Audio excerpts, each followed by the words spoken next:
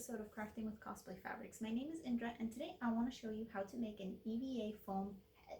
It's very common for cosplayers to use styrofoam wig heads or styrofoam heads for their headpieces or wigs, or if they want to display something that they've done or something. So I decided to create a wig stand, or just like a regular head form that you can use to display your headdresses, use it for your wigs, or just something that's a little bit different than the usual styrofoam head.